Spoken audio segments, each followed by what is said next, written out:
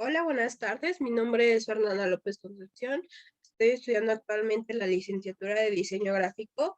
El día de hoy les quiero presentar el tema de los modelos de gestión empresarial y sus teorías, tanto como lo que es el origen, ¿va? El origen de la gestión empresarial, o también conocida como administración de empresas, remota el desarrollo de las mismas a los comerciantes sumerios y a los egipcios antiguos, cuanto a las construcciones de las pirámides y a los métodos organizativos de la iglesia y milicias antiguas.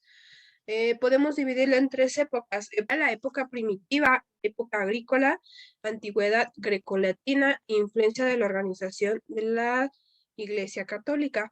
La primera época, la época primitiva, era cuando realizaban tareas de pesca, cuando tenían que tomar decisiones importantes, era cuando se empezaba a trabajar el trabajo colectivo.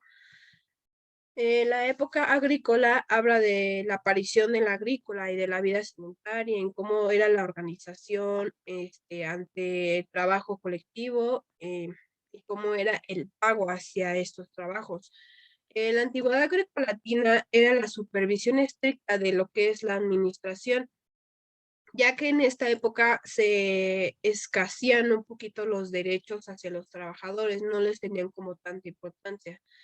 Y mayormente la influencia de la Iglesia Católica tuvo mucha, fue una época muy grande, ya que su modelo de gestión era muy simple y muy eficiente. Entonces, fue una de las influencias más grandes en esa época, ¿ok? La teoría de la gestión de negocios empresarial son herramientas que brindan la administración a través de las diferentes teorías que hoy en día se aplican a la gestión. Hay teorías administrativas como científicas y la funcional, creadas por Taylor, Fagor, que fueron los principales, donde ellos esperan que en un principio da la vida a la administración como una ciencia. Estas 7 teorías están: teoría científica, teoría clásica, teoría humano-relacionista, teoría neohumano-relacionista, teoría estructural, teoría de los sistemas y teoría del siglo XXI. A continuación, pues les voy a presentar cada una de estas teorías, en qué conlleva y todo. La teoría científica remota desde 1903 por Taylor, quien busca la realización del trabajo. ¿A qué me refiero con esto? Él tomaba muchos puntos como la numeración justa en medio de la estabilización de los procesos para determinar modelos en cómo se hacen las cosas productivas a través de la selección científica del trabajador, generando perfiles, eliminando la discordia interna de la empresa y generar armonía y cooperación para que el empleado sea una fuente muy eficaz. Entre ellos, pues encontramos puntos importantes que son como los principios de planeación, los principios de preparación, los principios de ejecución y los principios de control. La siguiente teoría es la clásica. La clásica surgió en Francia, fue creada en 1841 por Henry Fayol. Fue el padre del proceso administrativo, creando la división de tareas funcionales de la empresa. Igual, creando un libro en el cual se especificaban 14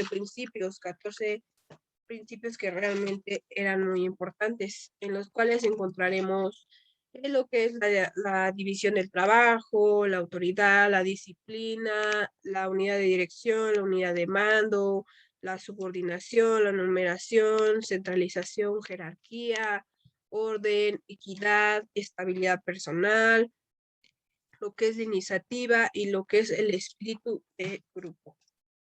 La siguiente teoría es la teoría humano-relacionista. Su principal representante fue George Elton Mayo. Surgió a consecuencia de la industria a la tensión nerviosa de los obreros empresarios. Por primera vez ocupa el punto de vista psicológico de la administración.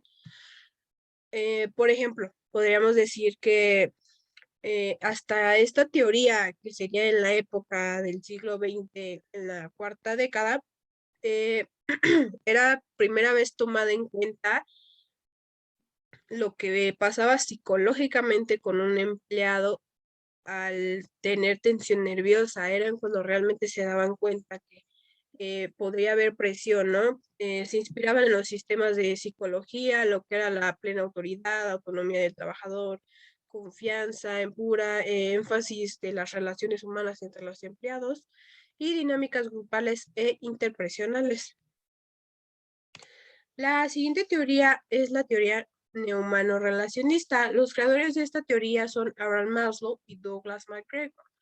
Datan que en 1950 buscan la interpretación para explicar la importancia de las relaciones interpersonales en el ámbito organizacional y dando aportaciones como el estudio de necesidades de liderazgo en comunicación formal e informal. Como tales son la teoría Y, que habla que los trabajadores gustan de estar ocupados y aceptar sus responsabilidades, y la teoría X, que las personas huyen del trabajo y evitan asumir sus responsabilidades. Abraham Maslow fue el creador de la pirámide que podemos ver como la autorrealización, el reconocimiento, afiliación, seguridad, la fisiología. Por ejemplo, en el trabajo podríamos hablar de lo que es la creatividad, el ser creativos. En mi caso, soy diseñadora gráfica, tendría que tener la responsabilidad de ser creativa en crear recursos como al cliente lo solicite.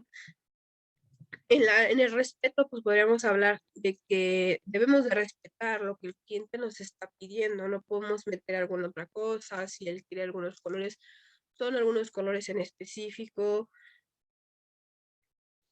entre otras. La siguiente teoría es la teoría estructuralista. Surge la teoría de relaciones humanas del análisis completo de las organizaciones, aspecto interno, como el de la realización del medio ambiente. Entre esas podemos encontrar la etapa de la naturaleza, etapa inicial de los factores naturales, la etapa del trabajo, es el condicionamiento de las formas de organización, la etapa del capital se transforma en un factor básico en la vida social, y la etapa de la organización que se organizan todas las anteriores. ¿Okay? En la actualidad, el hombre moderno u organizacional necesita tener las siguientes características de personalidad. Debe tener flexibilidad, en tanto que puedan mejorar los horarios, ser flexibles en cuanto a su forma de trabajar, la tolerancia de frustración. Habla de que debemos de mantener un nivel de tolerancia hacia los trabajos que se nos emplean. Otro punto sería la capacidad de posponer las recompensas, tanto a, no sé, a la mejor tiempo extra de horas y permanente deseo de realización, que quieran seguir siendo un puesto más alto y tener ambición en lograr algunos puntos de alcance.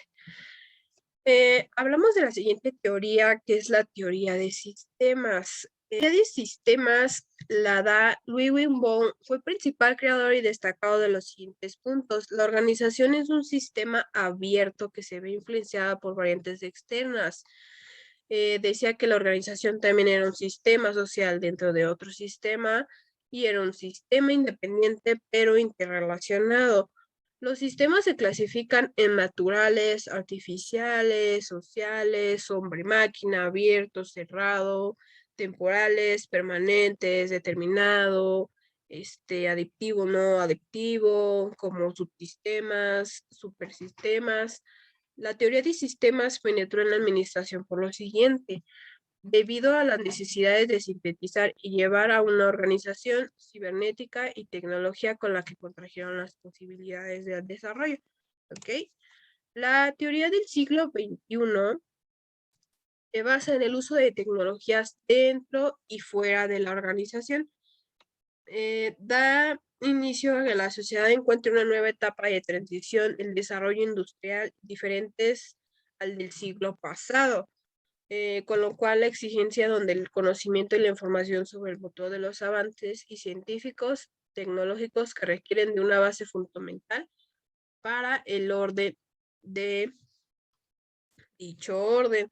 Aquí, por ejemplo, podemos ver lo que es la planeación, la operación, lo que habla de finanzas, de chicos, espero y les haya servido esta información. Y muchas gracias.